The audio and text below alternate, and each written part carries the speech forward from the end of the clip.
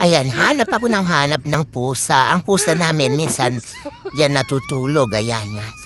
Nakita niyo, gulo na nakagat. Gulo yung kanyang sapin. Kanya natutulog.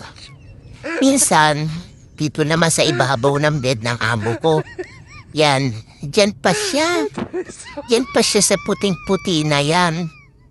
Yun dating alaga ng amo ko yan, namatay na eh. Pero ngayon, hahanapin natin siya sa talagang room niya. Pusa na yan, may talagang kwarto yan. Saka ng arte.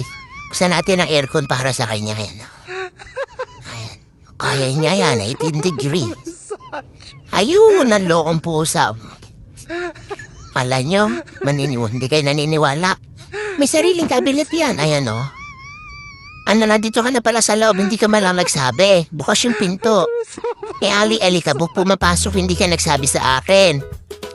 Dapat matuto kong magsara ng pinto eh. Di yung pasok ko na lang, hindi ka nagsasabi. Tuloy, alikabok doon sa may labas. Naka-aircon pa yan. Kailangan yan, naka-aircon. Para huwag mainitan. Yan, dyan lang yan, maghapon. Oh, yan yung pusa na. Oh, yun. Yan ang pusa na si Nestor. Hoy, Ampon, kumain ka na, halika dito. Ano, matutulog ka, kakain ka? O sige na, bay na, bababa na ako. Wala na kita dyan, di ka nalalabas?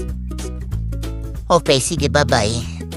Yan, maraming salamat po sa inyong lahat. Ako'y bababa na muna at bababa ko yung basura natin. Salamat po, ito po itas namin.